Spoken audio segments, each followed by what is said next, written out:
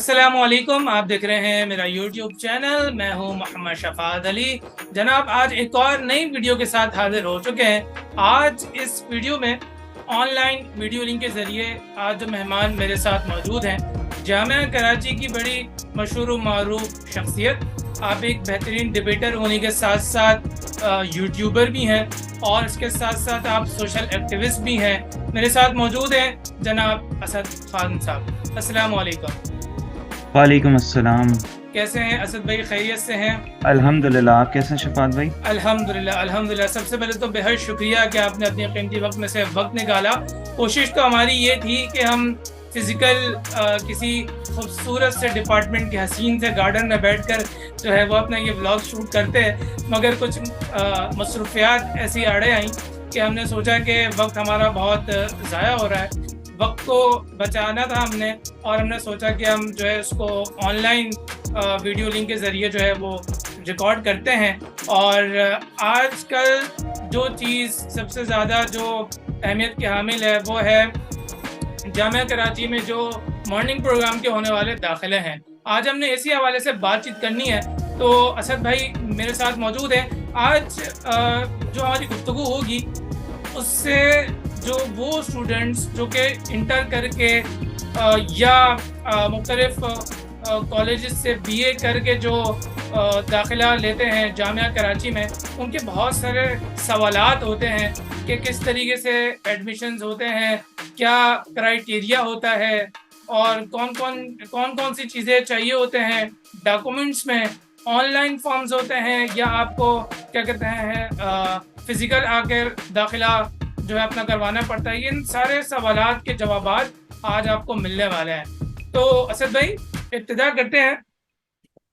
जी। सबसे पहले तो आप मुझे ये बताएं कि बाकी जामियात से हमारे जामिया कराची में ऐसा क्या ख़ास है, क्या ऐसी ख़ासियत, क्या ऐसी खूबी है हमारी जामिया में, हमारी जामिया कराची में, जो कि बाकी जामियात से हमारे जामिया को अलग बनाती है। और बहुत से स्टूडेंट्स जो जामिया कराची में दाखिला लेने के ख्वाहिशमंद होते हैं, उनकी ये ख्वाहिश होती है कि हमारा जो एडमिशन है वो यूनिवर्सिटी ऑफ कराची में हो जाए। तो ज़रा जामिया कराची के हवाले से कुछ चीज़ें बताएं हमारे सुनने और देखने वालों को। बिस्मिल्लाहिर्रहमानिर्रहीम। देखें, सबसे पहली बात तो ये है कि जामिया कराची सबसे मुनफरद क्यों है, सबसे ज़्यादा अलग क्यों है पूरे पाकिस्तान में अगर देखा जाए तो। जामिया कराची की तारीख़ ऐसी है कि जामिया कराची का जो संग बुनियाद रखा गया था वो 1951 में रखा गया था। और ये बात बहुत ज़्यादा अहमियत की हामिल है कि जामियात जितनी ज़्यादा पुरानी होती हैं उनकी उतनी ज़्यादा वैल्यू होती है। आप ये देख लें कि अब कितनी सारी जामियात बन चुकी हैं। अब हम 2023 भी अब ख़त्म पे है, दो तीन महीने रह गए, 2024 से स्टार्ट होने वाला है। तो अब नई नई जामियात प्राइवेट इतनी ज़्यादा मतलब हो गई हैं, और जो दूसरी नई सरकारी जामियात भी हैं उनकी वो इतनी ज़्यादा अहमियत नहीं है। लेकिन अब जामिया कराची को आप देखें, क्योंकि 1951 से कायम शुदा है, उसकी कितनी ज़्यादा अहमियत है। और सिर्फ पाकिस्तान में ही नहीं, अगर आप बाहर भी देखते हैं, ऑक्सफोर्ड यूनिवर्सिटी को देख लें, आप हार्वर्ड को देख लें, आप बर्मिंघम में या नॉटिंघम दूसरी बरतानिया की कोई भी जामियात ले लें, जो कि इतनी सन 1800 से तामीर शुदा है और उनकी उतनी ज़्यादा वैल्यू है। तो ये बात हमेशा देखी जाती है कि जामियात का मेयार कितना है। और जाहिर सी बात है, जितनी जामिया पुरानी होगी उसका जो मेयार होगा, उनकी चलाने वाली जो मैनेजमेंट होगी, उसके ऊपर भी ये इन्हिसार कर रहा होता है। अब जामिया कराची क्योंकि सरकारी जामिया है, तो सरकारी जामियात को जो है हमेशा प्राइवेट के ऊपर फोकियत दी जाती है। अब सरकारी जामिया कराची है और सबसे ज़्यादा पुरानी जामिया, इसको जो चार्टर डेट मिला था वो आई थिंक मार्च 1952 में मिला था। यानी चार्टर डेट ये होती है कि HEC आपको जो है वो इख्तियार दे देता है कि अब आप जो है वो बच्चों को तालीमी असनाद दे सकते हैं। अब ये जब असनाद बच्चों को जब इतनी पुराने दौर से दी जा रही हैं, और ये बच्चे जब सारे ग्रेजुएट हो जाते हैं और जैसे जैसे टाइम गुजरता जाता है, ये दुनिया भर में जाते हैं, तो ये अपनी एक पहचान बना लेते हैं। आप मिसाल के तौर पे आप दुबई चले जाएं, मिडिल ईस्ट चले जाएं, दुनिया के किसी भी हिस्से में हो, तो जो एक एम्प्लॉय HR डिपार्टमेंट में बैठा हुआ है, वो सालों साल से जो सीनियर पोजीशन पे बैठा हुआ है, उसको पता है कि जामिया कराची का बच्चा हमारे पास, मेरा अगर 20-30 साल का मेरा कैरियर है, तो जामिया कराची के बच्चे मेरे पास बहुत दफ़ा आ चुके होंगे। वो उसने अपने दौर में काफ़ी सारे जामिया कराची के बच्चों को देखा होगा, क्योंकि वो जामिया कराची है इतनी पुरानी, और इतने अरसे से इतने बच्चे जब उसके पास आ रहे होंगे जामिया कराची के, तो की एक अपनी पहचान होती है। दूसरी बात ये कि सरकारी जामिया होने के साथ साथ जामिया कराची की एक अपनी एक वर्थ है। जामिया कराची की जो डिग्री है वो वर्ल्ड रिकग्नाइज है। आप एज़ कम्पेयर टू दूसरी प्राइवेट यूनिवर्सिटीज़ को आप देख लें जो जिनको क़याम हुए हुए इतना टाइम नहीं हुआ हुआ, वो इतनी ज़्यादा वर्थ नहीं बना पाते, जबकि जो सरकारी जामिया वो अपनी एक पुरानी हैसियत रखने के साथ साथ एक वर्थ बना चुकी होती है। और सरकारी जामिया में दाखिला लेना जो है वो बनिस्बत प्राइवेट के ज़्यादा मुश्किल होता है सरकारी में दाखिला लेना। वजह उसकी ये कि कंपटीशन बहुत ज़्यादा टफ होता है। तो जो एडमिशन भी जो बच्चे खाली ले लेते हैं गवर्नमेंट यूनिवर्सिटी के अंदर, तो वो क्रीम होते हैं। आप ये समझ लें कि 100 बच्चे हैं तो 100 बच्चों में से जो टॉप 10 या टॉप 15 बच्चे जो हैं वो गवर्नमेंट में एडमिशन लेने में कामयाब होते हैं। रेस्ट ऑफ द बच्चे जो बाकी रह जाते हैं वो फिर प्राइवेट और दीगर जगहों का रुख करते हैं। तो गवर्नमेंट की एक तो ये वैल्यू है कि गवर्नमेंट में एक तो फीस कम होती है, मेरिट ज़्यादा हाई जाता है। तो इसका ये मतलब है कि बच्चा जो है वो जो पढ़ने वाले बच्चे हैं वही मतलब दाखिला लेने में सिक्योर होते हैं, और जो इतने ज़्यादा मतलब एवरेज ग्रेडिंग के होते हैं वो फिर बाकी जगहों पे मतलब जो है वो अपना दाखिला लेने में कामयाब होते हैं। एक तो ये जामिया की एक ख़ास बात है जिसके तहत मैं कह सकता हूँ कि ये बाकी जामियात से मुनफरद है। अच्छा, मुझे एक और चीज़ बताइएगा असद भाई के जामिया कराची की जो डिग्री है उसकी कितनी वैल्यू है इंटरनेशनली। वो स्टूडेंट्स के दिमाग में होता है ना कि हमारा एनडीटी में हो जाता, हमारे पास बहरिया की डिग्री है, हमारे पास इकरा की डिग्री है, हमारे पास फास की डिग्री है, तो जामिया कराची की डिग्री की कितनी वैल्यू? जामिया कराची की देखें, मैंने वही बात सेम रिपीट हो रही है कि जामिया जितनी ज़्यादा पुरानी होगी, आप देखें 1951 या 1952 से जो चार्टर जामिया कराची को मिला हुआ है, अब इसके कितने सारे ग्रेजुएट्स हैं। आप एज़ कम्पेयर टू आप इकरा को देख लें, आप बहरिया को देख लें, जो कि जिनको ज़्यादा टाइम नहीं हुआ, तो इनके ग्रेजुएट्स भी जो हैं वो कम हैं। और इनके ग्रेजुएट्स होने के साथ साथ इनका जो मेयार है वो जामिया कराची जैसा होता नहीं है। और जैसा कि मैंने पहले फरमाया कि जो क्रीम है जामिया कराची, जो बच्चों की एक बड़ी तादाद होती है, उसमें जो टॉप पढ़ने वाले बच्चे होते हैं वही सरकारी जामियात में दाखिला लेने में कामयाब होते हैं। और वही जब अपनी प्रैक्टिसेस वगैरह कंप्लीट करके आगे फील्ड में उतरते हैं तो वो अपनी एक पहचान बना चुके होते हैं, क्योंकि वो ऑलरेडी टैलेंटेड होते हैं। और ऑलरेडी टैलेंटेड होने के साथ साथ उनको जब मेयार तालीम उनको अच्छा दिया जाता है तो वो मज़ीद अपने आप को पक्का कर लेते हैं। और फील्ड में उतरने के बाद जब वो एक्सपीरियंस हासिल करते हैं तो वो अपनी एक पहचान बना चुके होते हैं, और जहाँ कहीं भी वो जाते हैं तो फिर वो उनकी एक रिकग्नाइजेशन हो जाती है, ना सिर्फ पाकिस्तान में बल्कि पाकिस्तान से बाहर भी। सही, यानी हाँ, अब मेरा सवाल यही आपसे पूछना था कि यही मेरा सवाल यहाँ पे बनता था कि जैसे आपने कहा कि एक क्या कहते हैं बेइंतहा वैल्यू है हमारी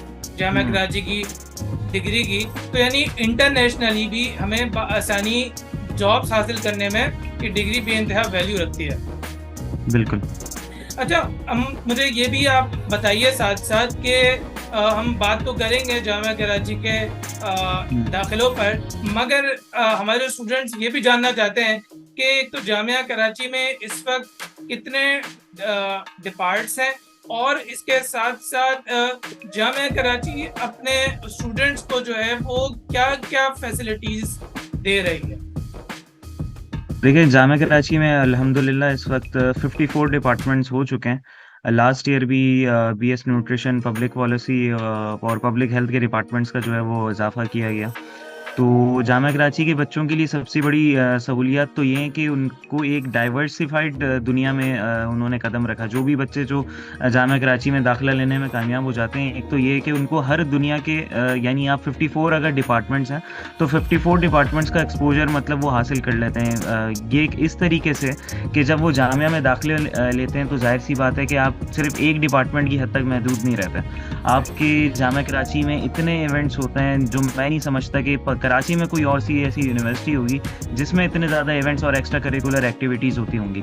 मैं जामिया कराची का मतलब एज अ तालिब इल्म भी ये बात कहता हूँ कि जामिया कराची के बच्चे जिस तरीके से एक्सपोजर लेते हैं जामिया में साथ साथ पढ़ने के साथ साथ अपनी जो एक्स्ट्रा करिकुलर एक्टिविटीज़ है, मुकाबलों में हिस्सा लेना, और उनका जो एक इंटरेक्शन होता है दूसरे डिपार्टमेंट्स के बच्चों के साथ, वो स्टूडेंट सोसाइटीज़ का हिस्सा बनते हैं या दीगर उनकी जो टीम मैनेजमेंट होती है, तो वो एक तरीके से सारे डिपार्टमेंट्स आपस में इंटरलिंक्ड होते हैं। और उनको पता होता है कि माइक्रोबायोलॉजी का अगर कोई बच्चा है तो उसको पता होता है कि अकाउंट्स में किस तरीके का काम होता है, किस तरीके के सब्जेक्ट्स होते हैं, या पब्लिक एडमिनिस्ट्रेशन में किस तरीके का कामों को देखा जाता है। अब ये टीचर्स स्टूडेंट्स भी जामिया कराची के ये करते हैं कि जब उनका FYP होता है, फाइनल ईयर के प्रोजेक्ट्स वगैरह चल रहे होते हैं, फॉर एग्जांपल मैं अगर मास कम्युनिकेशन की मिसाल दूं, तो मास कम्युनिकेशन में भी इस तरीके से होता है कि फाइनल ईयर के एक ग्रुप को मैं जानता था जो कि हमारे KUBS में, मैं ज़ाहिर है KUBS का स्टूडेंट हूँ, तो वो आए और वहाँ आके उन्होंने ये रिसर्च की कि पब्लिक एडमिनिस्ट्रेशन और बिजनेस एडमिनिस्ट्रेशन में काम किस तरीके से किया जाता है, हम उन चीज़ों को किस तरीके से लेके चलते हैं। उन्होंने बाकायदा एक डॉक्यूमेंट्री बनाई, उस पे दिखाया कि काम करने का हमारा क्या तरीक़ेकार होता है, पॉलिसीज़ वगैरह हम लोग कैसे बनाते हैं, फाइनेंस के जो डिपार्ट्स हैं हम एक्सेल पे सारा डाटा वगैरह कैसे रिकॉर्ड करते हैं, तो एक ऑर्गेनाइजेशन किस तरीके से चल रही होती है। तो ये जस्ट एक एग्जाम्पल है कि मतलब आप ये देखें कि मास कम्युनिकेशन का तो इतना मतलब ताल्लुक नहीं है, उनका ताल्लुक ज़्यादातर film, drama, script, in reporting, journalism से उनका ताल्लुक है, लेकिन ऐसे वो ही ये एक्सपोजर भी ले लेते हैं कि पब्लिक एडमिनिस्ट्रेशन या फिर आप बिजनेस एडमिनिस्ट्रेशन में देख लें कि बिजनेस को किस तरीके से वो लेके चलते हैं बच्चे, तो वो हर जगह का थोड़ा थोड़ा जो है वो एक्सपीरियंस वो हासिल कर रहे होता है। सही। अच्छा, एक चीज़ है कि हमारी जामिया की एक बहुत बड़ी खासियत है, एक बड़ी खूबी है, जिसको सबसे जो हट के, जैसे हमने बात करी स्टार्ट में, कि मुनफरिद बनाती है कि हमारे यहाँ हर सूबे से ताल्लुक़ रखने वाला तालिब इल्म हमारे यहाँ आके पढ़ रहा है। तो ज़रा मुझे ये बताइएगा, जो स्टूडेंट्स पंजाब से ताल्लुक़ रखते हैं, KPK से ताल्लुक़ रखते हैं, बलूचिस्तान से, गिलगित से, क्योंकि मैंने देखा है कि बेइंतहा स्टूडेंट्स हमारे गिलगित से भी आ रहे होते हैं, तो उनको किस तरीके से जामिया फैसिलिटेट कर रही होती है? ख़ास तौर पे सबसे ज़्यादा ये देखा जाता है कि आया उनको यहाँ पे हॉस्टल की सहूलियात हैं, नहीं हैं? ज़रा इस हवाले से भी प्रॉपर गाइड कीजिएगा। देखिए, जामिया कराची में पूरे पाकिस्तान भर से एडमिशन होते हैं। जामिया कराची सिर्फ ऐसा नहीं है कि कराची के बच्चों को एडमिशन देती है, सिंध के बच्चों को एडमिशन देती है, ओवरऑल पूरी पाकिस्तान से जामिया कराची में एडमिशन होते हैं। अब जामिया कराची में जब पूरे पाकिस्तान से एडमिशन होते हैं, गिलगित के भी बच्चे हैं, पंजाब के भी बच्चे हैं, बलूचिस्तान से भी बच्चे आए हुए होते हैं, तो ये बिल्कुल एक फैमिली की तरह रह रहे होते हैं। अब कभी इस तरह नहीं होता जैसे आप हमारी सियासत में देख लें, लसानियत की बुनियाद के ऊपर या फ़िरके की बुनियाद के ऊपर, ज़मानों की बुनियाद के ऊपर, मसलिक की बुनियाद के ऊपर जो है फसादात वगैरह हो रहे होते हैं। आप जामिया में आके देखें, ये सारे एक साथ बैठ के एक ही कैंटीन में खाना खा रहे होते हैं, और ना सिर्फ ये कि साथ बैठ के खाना खा रहे होते हैं, बल्कि एक दूसरे का ख्याल रख रहे होते हैं, लेके चलते हैं। और बाहर जब ये निकलते हैं प्रैक्टिकल वर्ल्ड के अंदर, तो इनके लिए जो अपनाइयत होती है ना, वो किसी और जगह में आपको देखने को नहीं मिलेगी जिस तरह आपको जामिया में देखने के लिए मिलती है। इनके लिए फैसिलिटेशन ही इस तरीके की होती है कि एक तो मॉर्निंग के बच्चे, उनकी ऑलरेडी फीसेस इतनी कम होती हैं, हॉस्टल की सहूलियात भी जामिया कराची मतलब इनको दे रही होती है, और हॉस्टल की फ़ीस भी इतनी नॉमिनल होती है कि वो अगर जामिया से बाहर अगर कहीं जाएँगे तो वो 15 या 20-25 हज़ार का जहाँ उनका कमरे का किराया लगेगा, तो यहाँ 2,500-3 हज़ार के अंदर उनको फैसिलिटेट कर दिया जाता है। और फासला भी इतना कोई ज़्यादा नहीं होता, 5-10 मिनट की वॉक होती है उनके डिपार्टमेंट से। और जामिया की कैंटीन्स के बारे में तो पूरी दुनिया में ही मशहूर है अब तो, कि जो PG की कैंटीन है और केमिस्ट्री की कैंटीन है, और यहाँ के जो खाने हैं वो इतने ज़्यादा मशहूर हैं, तो बच्चों को बहुत एंजॉय करते हैं बच्चे यहाँ जामिया कराची में। ऐसे ही यही तो हमारी जामिया के एक कह लें कि खूबसूरती है कि यहाँ रंगो नस्ल नहीं देखा जाता, हर तबके के, हर फिरके के, हर कौमियत के लोग जो है वो मिलजुल कर मोहब्बत के साथ यहाँ जो है पढ़ भी रहे होते हैं, खाने भी खा रहे होते हैं, इंजॉय भी कर रहे होते हैं, और मुख्तलिफ एक्स्ट्रा करिकुलम एक्टिविटीज़ में मिलजुल कर और बढ़ चढ़ के पार्टिसिपेट भी कर रहे होते हैं। तो हमने बेइंतहा बात कर ली जामिया कराची की खूबियों के हवाले से। अब बात कर लेते हैं जो कि दाखिले शुरू होने जा रहे हैं जामिया कराची में। ज़रा सबसे पहले मुझे बताएं, जो फर्स्ट ईयर के दाखिले हैं उनका आगाज़ कब से हो रहा है और क्या तरीक़ेकार है एडमिशन का, ज़रा तफसील से बताएं।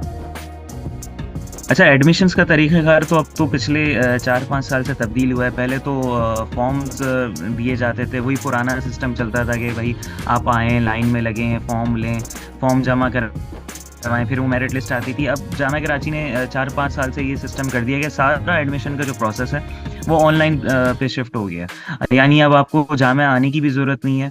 आपको जो भी इंफॉर्मेशन, जो भी कोई क्वेरी है आपकी, वो आप ईमेल पे भी पूछ सकते हैं, और जितनी भी मालूमात है वो सारी जामिया की वेबसाइट के ऊपर मौजूद है। जामिया कराची की ऑफिशियल वेबसाइट uok.edu.pk, ये अगर आप विजिट करें, यहाँ एडमिशन का टैब है और यहाँ पे तमाम तर इन्फॉर्मेशन आपको जो है वो अवेलेबल होगी। एडमिशन जो है वो जामिया कराची के नवंबर में आते हैं हर साल। जो इंटरमीडिएट के बाद जो दाखिले होते हैं वो नवंबर के 15 तारीख से या नवंबर के आखिरी अशरे से जो है वो शुरू हो जाते हैं।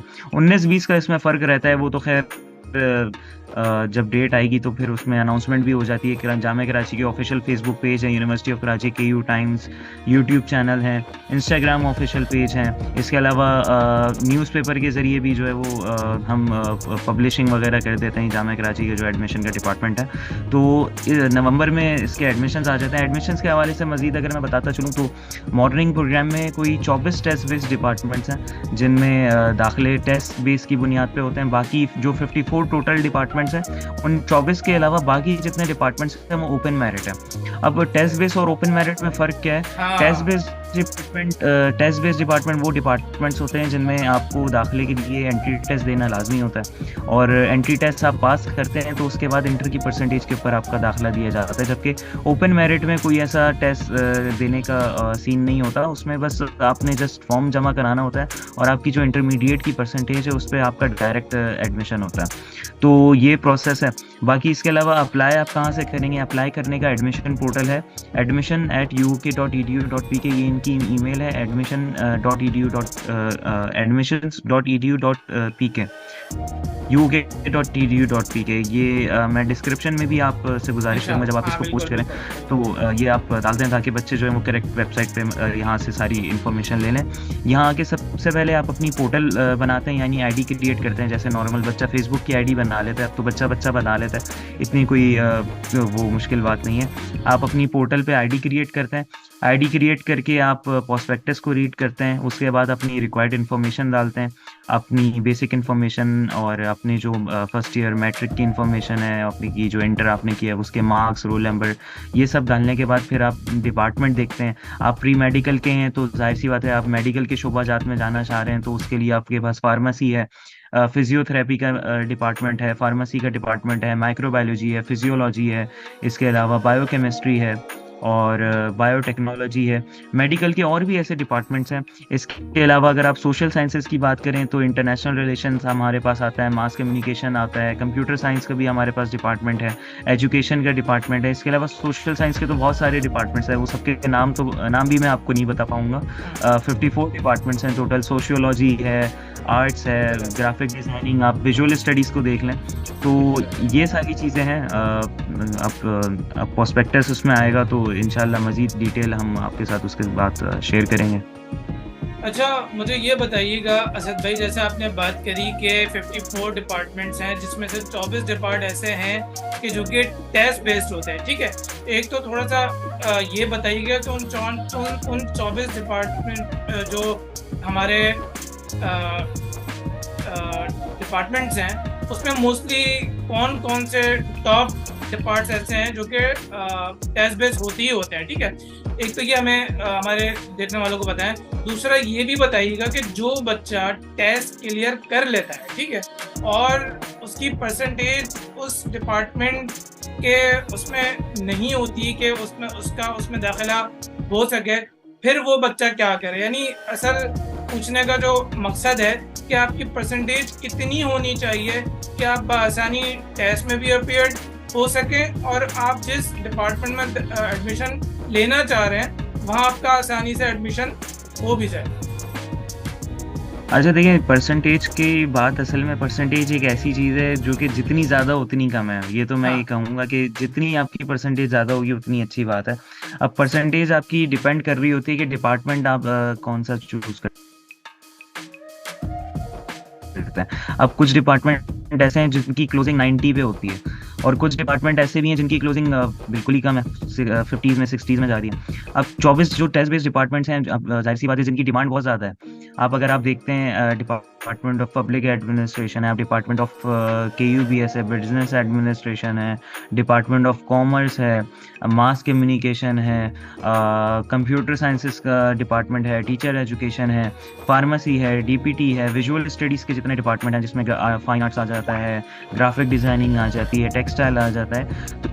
तो ये जितने भी इमर्जिंग फील्ड्स हैं, ये सारी जितने भी डिपार्टमेंट्स हैं, तो इनमें टेस्ट बेस इनको इसलिए रखा जाता है क्योंकि ज़्यादातर सारे बच्चे जो हैं वो इन्हीं डिपार्टमेंट्स में दाखिले के ख्वाहिशमंद होते हैं। अब इनमें इतनी ज़्यादा सीट्स होती नहीं है, तो उसको मजबूरन टेस्ट बेस किया जाता है ताकि एक फ़िल्टर हो सके बच्चे, यानी जो क्वालिफाई नहीं कर पाते टेस्ट में वो फिर दीगर जो डिपार्टमेंट है ओपन मेरिट उसमें अप्लाई कर लेते हैं। अब होता ये कि जामिया कराची का एंट्री टेस्ट पास करने के लिए आपको 50% मार्क्स एटलीस्ट लेने हैं, यानी 100 MCQs हैं मिसाल के तौर पे, तो आप 51 MCQs आपके करेक्ट हैं तब भी आपका टेस्ट पास है। अगर आपके 90 MCQs सही हैं तब भी आपका टेस्ट पास है, यानी 50 से ज़्यादा होना लाजमी है। आपने 50% से ज़्यादा स्कोर कर लिया, आपका टेस्ट पास हो गया, उसके बाद आपकी इंटर की परसेंटेज देखी जाएगी। मिसाल के तौर पे अगर मैं कहता हूँ कि मेरी 85% है इंटर में और मैंने टेस्ट में 60 मार्क्स ले लिया, मेरा टेस्ट पास हो गया। अब मैं अप्लाई करने के लिए वेटिंग में हूँ, किसके लिए? डिपार्टमेंट ऑफ फार्मेसी में। मुझे फार्मेसी में एडमिशन लेना था, मेरी 85% है इंटर में, टेस्ट मैंने पास कर लिया। अब बदकिस्मती से डिपार्टमेंट ऑफ फार्मेसी की क्लोजिंग हो गई 87 पे, मेरी इंटर परसेंटेज थी 85, तो मेरा दाखिला नहीं हुआ, मैं दाखिले से रह गया। अगर मेरी इंटर परसेंटेज होती 88 होती, 90 होती, डिपार्टमेंट ऑफ फार्मेसी की क्लोजिंग 87 पे हुई है, तो मेरा दाखिला हो जाता, क्योंकि मैं टेस्ट भी पास कर चुका हूँ और मेरी परसेंटेज क्लोजिंग से भी ज़्यादा है, तो मैं दाखिला लेने में कामयाब हो जाता। अब इसका सिंपल सा सॉल्यूशन ये है कि कोई बच्चे अगर टेस्ट बेस में दाखिला लेने में नाकाम भी हुए तो वो ओपन मेरिट में अप्लाई कर देते हैं। अच्छा, जामिया कराची, ये भी बहुत सारे बच्चों को पता हो या ना हो, 2 शिफ्टों में जामिया कराची चल रही है। मॉर्निंग प्रोग्राम है और इवनिंग प्रोग्राम है। मॉर्निंग प्रोग्राम के अंदर क्योंकि ज़्यादातर बच्चों का रुझान होता है कि वो मॉर्निंग में दाखिला लें, तो मॉर्निंग प्रोग्राम में ये होता है कि टेस्ट बेस्ड डिपार्टमेंट जो हैं वो ज़्यादा हैं, 24 टेस्ट बेस्ड डिपार्टमेंट्स हैं, बाकी रेस्ट ऑफ द डिपार्टमेंट्स जो हैं वो ओपन मेरिट है। इवनिंग में ऐसा नहीं है। इवनिंग की अगर मैं बात करूं तो इवनिंग में टेस्ट बेस्ड डिपार्टमेंट सिर्फ 3 ही है, यानी KUBS का डिपार्टमेंट था रिसेंटली, लेकिन उसको भी अब रिमूव कर दिया गया। इवनिंग में KUBS में भी अब टेस्ट नहीं होता। इवनिंग में सिर्फ 3 शोबा जाते हैं जहाँ पे एंट्री टेस्ट होता है। अप्लाइड फिजिक्स है, BSCS है और BSSC। BSCS, BS इन कंप्यूटर साइंस, BSSC, BS इन सॉफ्टवेयर इंजीनियरिंग और अप्लाइड फिजिक्स, ये 3 जो फील्ड्स हैं इनमें इवनिंग में एंट्री टेस्ट होता है। इवनिंग में बाकी रेस्ट ऑफ द जितने डिपार्टमेंट्स हैं वो सारे ओपन मेरिट हैं। मॉर्निंग की अगर मैं बात करूं तो मॉर्निंग में 24 टेस्ट बेस्ड डिपार्टमेंट्स हैं और rest of the open merit है। इवनिंग में जो है वो सिर्फ 3 है। अब होता ये है कि मॉर्निंग के जो एडमिशन्स हैं वो आ गए नवंबर में, इवनिंग के एडमिशन्स आते हैं दिसंबर के आखिर में, यानी आप ये समझ लें जैसे ही मॉर्निंग के एडमिशन क्लोज होते हैं, इवनिंग का जो एडमिशन्स है उनका आगाज़ हो जाता है। अब मॉर्निंग के जो एडमिशन्स का आगाज़ हुआ तो टेस्ट बेस्ड डिपार्टमेंट्स का जो है वो एडमिशन्स इनिशियल बेसिस में आते हैं, यानी फेज़ 1 अगर आप इसको कह सकते हैं कि मॉर्निंग के एडमिशन्स आए और टेस्ट बेस्ड डिपार्टमेंट्स के एडमिशन आए। आपने अप्लाई किया, आपका टेस्ट बेस में हो गया, वेल एंड गुड। अगर आपका टेस्ट बेस्ड डिपार्टमेंट्स में नहीं हुआ, आप ओपन मेरिट में अप्लाई कर लें। अब टेस्ट बेस्ड डिपार्टमेंट्स के मॉर्निंग के एडमिशन ख़त्म होते हैं तो मॉर्निंग के ही ओपन मेरिट के डिपार्टमेंट्स के एडमिशन्स हो जाते हैं। जो बच्चे रह जाते हैं, जिनका नहीं हो पाता टेस्ट बेस में, वो ओपन मेरिट में अप्लाई कर लेते हैं। अब मॉर्निंग के ओपन मेरिट के एडमिशन्स ख़त्म हो गए, खुदा ना खास्ता किसी बच्चे की परसेंटेज कम है, उसका मॉर्निंग में एडमिशन नहीं हुआ, फिर वो इवनिंग का इंतज़ार करता है। फिर जब दिसंबर में इवनिंग के एडमिशन्स मतलब स्टार्ट हो जाते हैं तो फिर वो बच्चा इवनिंग में अप्लाई करता है। अब डिपेंड करता है अगर वो अप्लाइड फिजिक्स में अप्लाई करना चाह रहा है या फिर वो UBIT, BSCS या BSSC में अप्लाई करना चाह रहे हैं तो उसको इवनिंग में अलग से टेस्ट देना होगा। और ये भी एक प्लस पॉइंट है, मैं बच्चों से गुजारिश भी ये करता हूँ कि भले आपने इवनिंग में भी टेस्ट बेस्ड डिपार्टमेंट में लेना हो तो आप मॉर्निंग का टेस्ट लाजमी दें, क्योंकि मॉर्निंग का टेस्ट देने से फ़ायदा उसका ये होगा कि मॉर्निंग का आपने टेस्ट दे दिया या ठीक है, आपका एडमिशन भले नहीं हुआ, लेकिन इवनिंग में आपको दोबारा एंट्री टेस्ट देने की ज़रूरत नहीं। नहीं है। आपका जो मॉर्निंग वाला टेस्ट पास हुआ है वही इवनिंग में भी काउंट हो जाएगा, यानी वही कंसिडर कर लिया जाएगा। ऐसा नहीं है कि मतलब आप इस चक्कर में टेस्ट एंट्री टेस्ट ही ना दें कि मैं इवनिंग का जब टेस्ट आएगा तो उसमें अप्लाई करूँगा। होता ये है कि बहुत सारे बच्चे मॉर्निंग वाले एंट्री टेस्ट में अप्लाई ही नहीं करते, वो इस इंतज़ार में होते हैं कि मुझे लेना ही इवनिंग में, तो इवनिंग में मैं एंट्री टेस्ट दे दूंगा भले मुझे इवनिंग का देना हो। अब होता ये कि उससे दो चांस, उसको एक तरीके से देखा जाए तो वो दो चांस होते हैं उसके पास। मॉर्निंग का टेस्ट खुदा ना खास्ता नहीं पास हुआ, अब वो इवनिंग का टेस्ट का इंतज़ार करता है। अल्लाह ना करे इवनिंग का टेस्ट भी पास नहीं होता तो वो दोनों तरफ से चला जाता है। फिर मॉर्निंग का एक एडिशनल टेस्ट देने का फ़ायदा ये हो जाता है कि भाई उसके पास दो चांसेस हो जाते हैं। मॉर्निंग का टेस्ट पास हो गया तो इवनिंग में देने की ज़रूरत नहीं है, अगर मॉर्निंग का टेस्ट पास नहीं हुआ तो वो इवनिंग का भी दोबारा दे सकता है, उसके पास एक ऑप्शन मज़ीद आ जाता है। तो ये एक प्लस पॉइंट होता है बच्चों के पास। सही सही, आपने बहुत तफसील से बच्चों को गाइड किया, खुशी हुई। अच्छा, आखिर में मुझे ये भी बताइएगा कि जो बच्चे एंट्री टेस्ट की जो तैयारी करते हैं वो तैयारी करें कहाँ से, और कौन कौन से सब्जेक्ट्स ऐसे हैं कि जिनकी तैयारी बहुत ज़्यादा करें, जिनके सवालात अक्सर आपको लगता है कि टेस्ट में आ सकते हैं, ताकि वो आसानी से अपना जो टेस्ट का जो एक स्कोर होता है उसको कामयाबी से जो है वो पूरा जो है कर सके।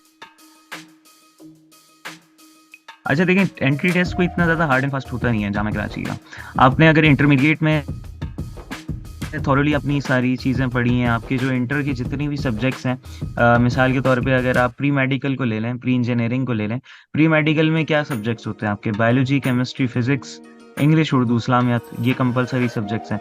एज़ कम्पेयर टू आप प्री इंजीनियरिंग देख लें तो बायोलॉजी इससे रिप्लेस होकर मैथमेटिक्स से रिप्लेस हो जाती है। तो जो आपने सारी चीज़ें, मिसाल के तौर पे अगर मैं आपको वो करूँ कि एंट्री टेस्ट का क्या पैटर्न होता है, तो हर 5 सेक्शंस होते हैं बेसिकली। एक जनरल नॉलेज और आईक्यू का एक सेक्शन होता है जिसमें 20-20 सवालात होते हैं, और इसके अलावा इंग्लिश, उर्दू, इस्लामियात या फिर एक कंपलसरी जो सब्जेक्ट्स हैं बायो के और केमिस्ट्री के, अगर आप मेडिकल में अप्लाई कर रहे हैं तो ये आपके जो सब्जेक्ट्स होते हैं। आपसे जनरल फार्मूला पूछ लिया जाएगा ग्लूकोज का, C6H12O6 होता है। बेंजीन का क्या फार्मूला है, बेंजीन का रिंग कैसा बनता है, ये चीज़ें हो जाती हैं। क्वाड्रेटिक फार्मूला मैथ्स का क्या है, मैथ्स का अगर है तो क्वाड्रेटिक इक्वेशन आपकी आ जाएगी। सिंप्लीफाई वाले जो क्वेश्चंस होते हैं वो पूछ लिए जाएंगे। इसके अलावा जो न्यूमेरिकल्स होते हैं फिज़िक्स में, अब न्यूमेरिकल्स भी ऐसे नहीं है कि उसके लिए आपको कैलकुलेटर की ज़रूरत पड़े। ऐसे न्यूमेरिकल्स भी इजी होते हैं जो कि आप विदाउट कैलकुलेशन भी मतलब ईजिली मतलब सॉल्व कर सकते हैं अपने जो सिंपल उसमें कैलकुलेशन जो होती है उसके ज़रिए भी मतलब आप क्वेश्चंस को सॉल्व कर सकते हैं। तो इतना ज़्यादा हार्ड एंड फास्ट होता नहीं है। जनरल नॉलेज के लिए कि आप करंट अफेयर्स से कनेक्टेड रहें, आपको पता हो जामिया से रिलेटेड, जामिया का कुल रकबा कितना है, वाइस चांसलर का नाम कितना है। आप अगर वर्ल्ड कप चल रहा है, जैसे अभी वर्ल्ड कप वैसे भी चल रहा है, पाकिस्तान ने कितने मैच जीते, कौन, और सियासत की भी थोड़ी बहुत नो-हाउ होनी चाहिए कि प्राइम मिनिस्टर कौन कितनी दफ़ा बना, तो ये सारी चीज़ें मैटर करती हैं। आईक्यू की अगर मैं बात करूं तो आईक्यू में बेसिकली इस टाइप के क्वेश्चंस होते हैं कि अली जो है वो 5 साल का है और अली की बहन जो है वो उससे 4 साल बड़ी हैं। आप बताएं कि वो कितने साल की होंगी। अली की उम्र अगर इतनी है तो उसकी बहन की उम्र उससे 4 गुना ज़्यादा है, तो बताएं उसकी कितनी उम्र है। तो आईक्यू से रिलेटेड थोड़े इस टाइप के क्वेश्चंस होते हैं। जनरल नॉलेज, पाकिस्तान की जनरल इन्फॉर्मेशन, तो इस तरीके के मतलब एंट्री टेस्ट होता है। और एंट्री टेस्ट का जो पेपर पैटर्न है और सैम्पल टेस्ट पेपर जो होता है वो जामिया कराची की वेबसाइट और एडमिशन पोर्टल पे गिवन होता है कि सैम्पल टेस्ट पेपर, बच्चा सैम्पल टेस्ट पेपर को देख के आइडिया ले सकता है कि अच्छा इस तरीके का टेस्ट आएगा तो मैं ऐसे ऐसी तैयारी करूँ। सही, यानी जहां आप अपने सब्जेक्ट की तैयारी कर रहे हैं वहीं आपने जनरल नॉलेज आपकी अच्छी होनी चाहिए और वहीं आपकी करंट अफेयर्स पे भी निगाह होनी चाहिए कि करंट क्या चल रहा है पाकिस्तान के अंदर या इंटरनेशनल। ऐसे क्या? ऐसा ही, बिल्कुल ऐसा ही। चलें जनाब, बेहद शुक्रिया असद भाई कि आपने हमारे स्टूडेंट्स के लिए, हमारे देखने वालों के लिए कीमती वक्त निकाला, और उम्मीद है कि बहुत कुछ जानने को मिला होगा, आपके नॉलेज में इजाफा हुआ होगा, और जो बहुत सारे जो हमारे स्टूडेंट्स के दिमागों में सवालात होते हैं उनके जो बहुत सारे सवालात के जवाबात आज इस वीडियो के ज़रिए आप लोगों को मिल गए होंगे। अगर मज़ीद भी आप लोग मालूमात चाहते हैं कि आप लोगों को जो है वो बआसानी मिल सके तो इस वीडियो की डिस्क्रिप्शन में मैं असद भाई के यूट्यूब चैनल का और इनके सोशल मीडिया प्लेटफॉर्म्स का लिंक मैं अपने डिस्क्रिप्शन में भी डाल दूँगा, क्योंकि ये जामिया कराची के मुख्तलिफ इवेंट्स को, मुख्तलिफ एक्टिविटीज़ को और एडमिशन से लेके एक एक चीज़ को जो है वो कवर कर रहे होते हैं। तो तमाम अपडेट्स आपको असद भाई के यूट्यूब चैनल पे भी इंशाल्लाह मिलेगी, इनके तमाम सोशल मीडिया प्लेटफॉर्म्स पे आपको मिलेगी, और जामिया कराची के भी जितने सोशल मीडिया प्लेटफॉर्म्स हैं वो तमाम के तमाम आपको मेरे इस वीडियो के डिस्क्रिप्शन में इंशाल्लाह मिल जाएंगे। तो असद भाई, जाते जाते आखिर में हमारी यूथ को क्या पैगाम देना चाहेंगे? बच्चों को बस मैं ये पैगाम देना चाहूँगा कि आपकी जो कैंपस लाइफ है, यूनिवर्सिटी लाइफ है, इसको एंजॉय करें, भरपूर एंजॉय करें। लेकिन ये ऐसा भी नहीं है कि आप इस एंजॉय करने के चक्कर में अपनी पढ़ाई को छोड़ दें। दोनों चीज़ों को साथ लेके चलना चाहिए और अपने फ्यूचर गोल्स पे अपने फोकस करें, और यही पैगाम देना चाहूँगा। चलिए जनाब, बेहद शुक्रिया। इसी के साथ मैं चाहूँगा आप लोगों से इजाज़त। बीच में जो टेक्निकल इश्यूज आते रहे उसे ज़रा नज़रअंदाज कीजिएगा, क्योंकि हम पाकिस्तान में रह रहे हैं और इंटरनेट जो है वो बीच में कहीं ना कहीं हमें तंग करता रहता है, क्योंकि ये एक ऑनलाइन जो है वो वीडियो लिंक के ज़रिए हमने जो है वो आज की वीडियो रिकॉर्ड की है। तो मिलेंगे इंशाल्लाह किसी नए व्लॉग में इस अपनेपन के साथ कि आप अपना बेहद ख्याल रखेंगे। मुझे दीजिए इजाज़त। ज़िंदगी ने वफा की, सांसों में रवानी रही। तो इंशाल्लाह बहुत जल्द एक नए व्लॉग के साथ होगी आपसे मुलाकात। तब तक के लिए अल्लाह हाफ़िज़।